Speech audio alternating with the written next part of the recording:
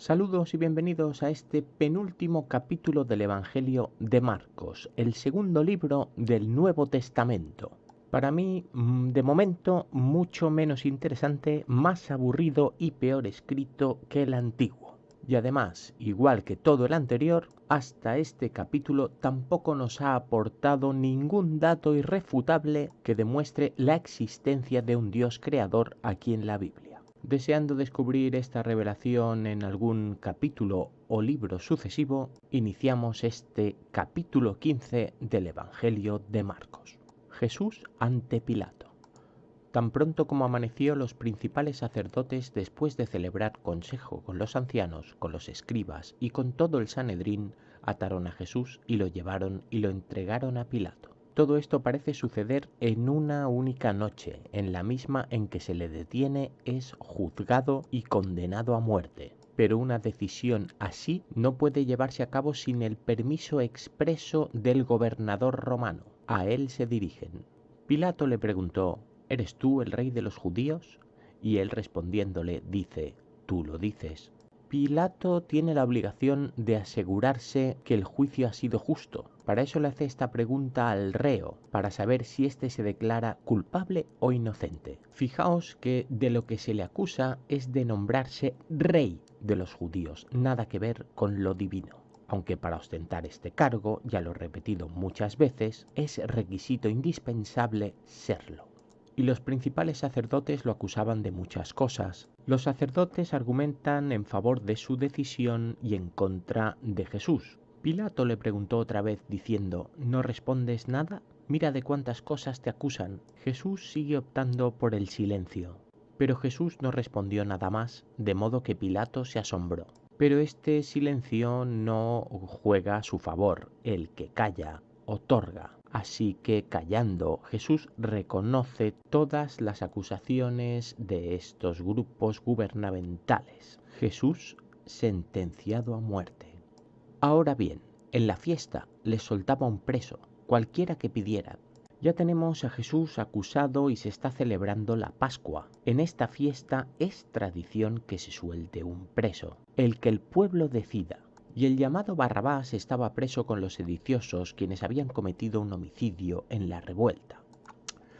Vaya por Dios, que ahora resulta que según Marcos aquí ha habido una revuelta. De esto no nos han contado nada ni uno ni otro. ¿Tiene algo que ver Jesús con esta revuelta? ¿Tienen algo que ver sus seguidores con estos sediciosos? Porque fijaos que esta revuelta no la escribe Marcos diciéndonos una revuelta en la cual hubo un homicidio, sino la revuelta, lo que denota que es una revolución conocida. De entre todos los presos condenados por la más alta traición, hay uno que parece que se encuentra con ellos, pero que no pertenece a esta revuelta.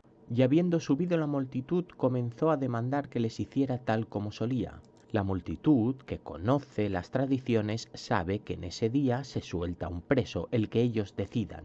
Y Pilato les respondió diciendo: ¿Queréis que suelte al rey de los judíos? Pilato, por la razón que sea, las suyas tendrá, parece que ofrece soltar a este rey de los judíos, repito, no Dios de Israel. Jesús pertenece a la estirpe de David, porque sabía que los principales sacerdotes lo habían entregado por envidia. Esta ya parece una opinión de Marcos, que en principio no sabe nada de esto si no se lo cuenta uno de los apóstoles. Creemos que Pedro, el que es señalado como su maestro. Pero a Pedro además le hemos perdido la pista en cuanto ha cantado el gallo por segunda vez. Pero los principales sacerdotes incitaron a la multitud para que les soltara a Barrabás. Los sacerdotes están decididos a ejecutar a Jesús. Vemos que tampoco hay nadie más a quien ellos prefieran liberar de entre todos los sediciosos, así que es posible que esta revuelta fuera evidentemente contra ellos. El único que está entre esta gente, pero por otros motivos, es este tal Barrabás. Respondiendo, Pilato les dijo otra vez: ¿Qué pues queréis que haga el que llamáis rey de los judíos? Aquí también es un poco curioso porque literalmente quien llama rey de los judíos a Jesús parece ser que es el pueblo, ya que él en ningún momento se ha autoproclamado así, al menos delante de Pilato.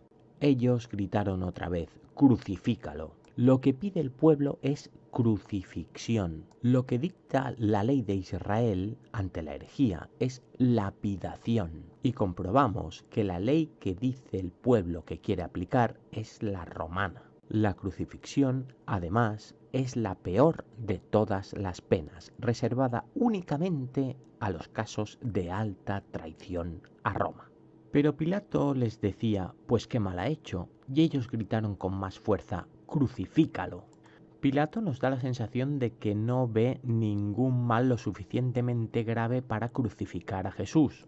Por lo tanto, Pilato no está viendo ninguna traición. Eso para Roma sería imperdonable. Así que según esto, no podemos descartar que las acciones de Jesús no entorpecieran ni dificultaran el gobierno de Roma, sino que fueran contra aquellos que le acusan, los suyos, el pueblo de Israel, los sacerdotes. Sea como sea, el pueblo pide que crucifiquen a este elegido de Dios. Pilato entonces, queriendo complacer a la gente, les soltó a Barrabás y después de azotar a Jesús lo entregó para que fuera crucificado. Como en teoría todo en Roma depende de la voluntad del pueblo. Entonces los soldados lo llevaron adentro del palacio, es decir, al pretorio, y reunieron a toda la corte. Jesús ya está a disposición absoluta del imperio romano. Y lo visten de púrpura y trenzando una corona de espinas se colocan alrededor. El púrpura es el color sagrado del imperio, aquel que está reservado únicamente a los altos cargos. Y comenzaron a saludarlo, salve rey de los judíos. Comprobamos de nuevo que la burla va dirigida a este calificativo de rey de los judíos. En ningún momento se van a burlar de él por haberse proclamado Dios. Esto no ha sucedido ahí. También le golpeaban la cabeza con una caña y lo escupían y arrodillándose le hacían reverencias. No podemos negar que esto le sucediera a Jesús, pero tampoco podemos afirmarlo a partir de este testimonio de Marcos, ya que Jesús está dentro del pretorio, ahí ya no tiene acceso nadie. Y yo me pregunto, ¿cuál de los reos que están junto a Jesús condenados a muerte por crucifixión no fue tratado con la misma crueldad? Cuando lo hubieron ridiculizado, le quitaron la púrpura y le pusieron su propia ropa y lo sacan para crucificarlo. Podemos entonces, según analizaban el versículo anterior, imaginar que a los otros reos también les han vestido de púrpura y les han coronado con espinas. No necesariamente. Si estos detenidos han sido acusados a partir de esta revuelta, y esta revuelta tiene algo que ver con la evangelización de Jesús, este claramente, desde el principio de la lectura de este Nuevo Testamento, se ha erigido como el líder de todos ellos. ¿Puede ser esta la causa por la que él reciba algún tipo de tortura más cruel que los demás? Evidentemente sí. Crucifixión y muerte de Jesús.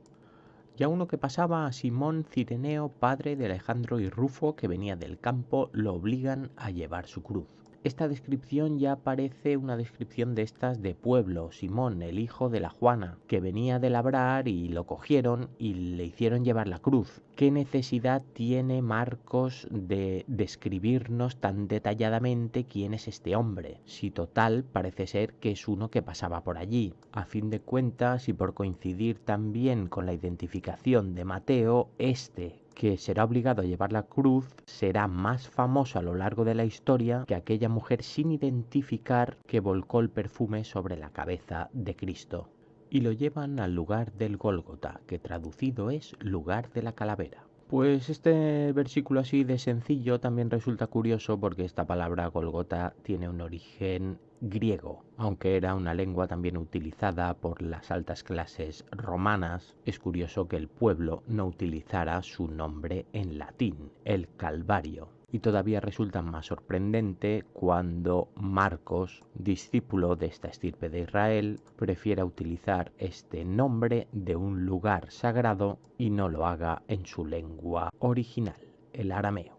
Y le daban vino mezclado con mirra, pero no lo tomó. Esta mezcla podéis comprobar vosotros mismos que no coincide en absoluto con la que nos describió Mateo. En su evangelio lo que le daban era vino con hiel y por eso no lo tomaba. Era una tortura más. Al mezclarlo con mirra, no lo sé, no lo he probado ni lo haré, dudamos si esto era para empeorar el vino o para mejorarlo. De lo que cada vez tengo menos dudas es que no puedo creerme ni una ni otra versión. Y lo crucifican y se reparten sus vestidos echando suerte sobre ellos para decidir qué es lo que se llevaba cada uno. Esto también dudo que se le hiciera únicamente a Jesús. Las crucifixiones suelen ser multitudinarias. Hemos visto antes que habían más reos sentenciados a esta muerte a partir de la revuelta. Estos quedarán a la intemperie hasta que sus cuerpos se pudran o sean comidos por los cuervos. Cualquier cosa que lleven encima será saqueada por cualquiera que pase por allí. Estos traidores ya no tienen ningún valor humano. Era la hora tercera y lo crucificaron. La hora tercera no sé a qué hora contemporánea puede llegar a corresponder, pero tampoco es un dato que me aporte a mí nada necesario para mi búsqueda. Y el título de su acusación escrito encima era El Rey de los Judíos. Podemos entender con esto que todo crucificado tiene un cartel que identifica cuál es su acusación. Es posible, lo desconozco, pero lo que queda claro es que esta es la acusación de traición a Jesús. Rey, en ningún momento Dios de Israel. Y con él crucifican a dos ladrones, uno a su derecha y otro a su izquierda. Pues no sabemos si se crucifica a más gente, antes nos habían hablado de un homicidio a partir de la revuelta, pero ahora vemos que al lado de Jesús hay dos ladrones. En el versículo 28, que ha desaparecido, puede ser que hubiera alguna información más de estos personajes. Y los que pasaban lo insultaban meneando la cabeza y diciendo: tú que derribas el santuario y en 3 días lo edificas. Ante los jueces, ante el gobernador y ante el pueblo para ver si lo liberaban, la única acusación firme que hemos leído es la declaración de ser reconocido como el rey de los judíos. Curioso entonces que según el testimonio de Marcos, todos los que podían pasar por allí, de los que él no puede tener en ningún modo ningún testimonio directo, se burlaban de él a partir de actos milagrosos o divinos, como que él pudiera derribar el templo y edificarlo en 3 días. Eso es un milagro. Sálvate a ti mismo bajando de la cruz. Si tantos milagros haces, baja, ¿no eres divino? Eso es lo que dice Marcos que opina el pueblo. Así también los principales sacerdotes, escarneciéndolo, se decían unos a otros con los escribas: a otros salvó, a sí mismo no se puede salvar. Marcos, que ni estaba él ni estaba su maestro porque se fugó después de cantar el gallo, sabe perfectamente qué es lo que se dicen un sacerdote a otro y lo que hablan con los escribas. Curiosamente, lo que se dicen es aquello que les interesa a ellos que se sepa, que todos lo ven como un dios. El Mesías, el Rey de Israel, baje ahora de la cruz para que veamos y creamos. También lo injuriaban los que habían sido crucificados con él. En el pretorio pueden haber sufrido torturas. Durante el Vía Crucis les han dado de beber vino con hiel. Les han clavado por las muñecas en la cruz y también sus pies. En algunos casos, los calificados por los romanos que puedan llegar a merecer más escarmiento, se les ponía un pequeño trozo de madera para que pudieran reposar sus pies sobre ella y así hacer más larga su agonía. Pero aún así, los crucificados tienen suficiente fuerza y moral para burlarse en el peor momento de su vida del protagonista de esta admirable historieta. Llegada la hora sexta hubo oscuridad sobre toda la tierra hasta la hora novena. Pues para lo único que nos sirven estas horas es para saber que han pasado 6. Y en la hora novena Jesús exclamó a gran voz: Eloi, Eloi, lema sabachthani, que traducido es: Dios mío, ¿por qué me desamparaste? ¿Realmente es tan importante el uso de una palabra? Pues no lo sé. Pero ¿puede haber una palabra más importante que la que se refiera al Dios creador de todas las cosas? Yo opino que al menos para sus creyentes no debería. ¿Cómo puede ser entonces que con 2 únicos evangelios que hemos leído no coincida ni el nombre de Dios? o el modo de referirse a él, las palabras exactas que salieron de la boca de Jesús. Según Mateo fue Elí, Elí. Según Marcos ya es Eloi, Eloi. Menos mal que no escribió un evangelio cada uno de los apóstoles, si no tendríamos 12 versiones distintas. ¿El significado? Sí, coincide. ¿Qué es lo que me resulta a mí más curioso de esto? Que estas palabras tienen mucha similitud tanto con Elí, Elías, como en este caso con Elohim. Al oírlo, algunos de los presentes decían, mira, llama a Elías. Bien, pues los presentes opinan como yo. Entonces uno corrió y empapando en vinagre una esponja la sujetó a una caña y le daba de beber diciendo, dejad, veamos si viene Elías a bajarlo. Las burlas y torturas se sucederán hasta que el pueblo se canse o hasta que el reo muera. Pero Jesús, lanzando una fuerte exclamación, expiró. ¿Y esta exclamación qué fue? ¿Un grito? ¿Dijo algo con algún tipo de significado? Curiosamente, esto tanto Mateo como Marcos han decidido no contarlo o no lo sabían. Y el velo del santuario se rasgó en dos de arriba a abajo. El velo del santuario supongo que es aquel velo que separa lo sagrado de lo sagradísimo, aquel lugar donde no puede acceder nadie más que el sumo sacerdote. Pero tanto Mateo como Marcos saben perfectamente que ese velo que nadie puede ver se rasgó. Y el centurión que estaba de pie frente a él, viendo que había expirado así, dijo, verdaderamente este hombre era hijo de Dios. Prestemos atención en qué ha sucedido aquí, porque según Marcos, Jesús ha muerto y el velo del santuario sagradísimo se ha rasgado. Ese es el gran milagro. Según Mateo, hubo temblores de tierra, grandes terremotos y se levantaron los muertos. Incluso la gente de las ciudades los podía ver. ¿Cómo es posible que un suceso tan evidentemente milagroso no le fuera contado a Marcos? Eso sí, alguien le dijo que el mismo centurión que ya conocimos en el evangelio anterior fue el que reconoció, sí señor, este Jesús, este sí que es un Dios.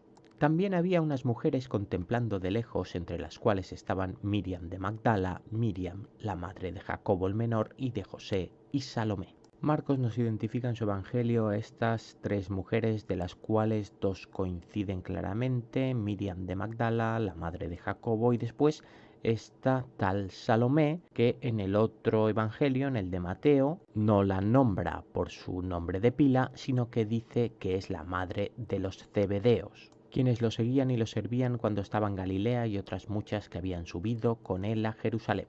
Estas tres lo seguían y lo servían, no hemos tenido noticia de esto hasta el momento, aunque sí que han aparecido en alguna ocasión, además de otras muchas también que habían subido con él a Jerusalén, a la capital.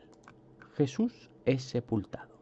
Llegado ya el anochecer, puesto que era día de preparación, es decir, la víspera del sábado, pues aquí ya no sabemos en qué fiesta nos encontramos, porque aquí dice que es víspera de sábado, pero lo importante es lo que va a suceder. Este Jesús va a resucitar tal y como estaba escrito en las profecías. Vino José de Arimatea, un miembro respetable del Sanedrín, el cual también esperaba el reino de Dios, y entró osadamente ante Pilato y pidió el cuerpo de Jesús. En este caso, la información que nos da Marcos tiene mucha más lógica que la que nos dio Mateo, que identificaba a este José de Arimatea como un seguidor más de Jesús. Aquí vemos que no, que este ya tiene un cargo gubernamental. Es miembro del Sanedrín, un juez. Solo así puede entenderse que entre osadamente ante el gobernador.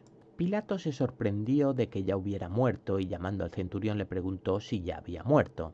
Si la crucifixión es la peor de las penas que aplica el Imperio Romano, solo lo es por un motivo, por lo que tarda el reo en morir. Para él, una eternidad, días, a veces semanas. Jesús ha muerto en 6 horas. E informado por el centurión, concedió el cadáver a José. Para Pilato, Jesús ya es solo un cuerpo más, así que no tiene ningún problema de dárselo a quien lo reclama. quien habiendo comprado una sábana lo bajó, lo envolvió en la sábana y lo puso en un sepulcro que estaba excavado en una roca e hizo rodar una piedra contra la entrada del sepulcro. ¿Dónde se encuentra este sepulcro? No lo sabemos. ¿Es propiedad de este José de Arimatea? Según Mateo, el del otro evangelio, sí. Por lo tanto, ¿estará en Jerusalén o estará en Arimatea? Tampoco lo sabemos. ¿Qué sabemos? Que Arimatea está a kilómetros de Jerusalén. Y Miriam de Magdala y Miriam la de José observaban dónde era puesto. De las 3 mujeres que destacó Marcos cuando la crucifixión ya nos ha desaparecido una. Ahora solo quedan 2 de las Miriams, Marías, que se encuentre donde se encuentre este sepulcro, ahí están. Hasta el último capítulo, un saludo.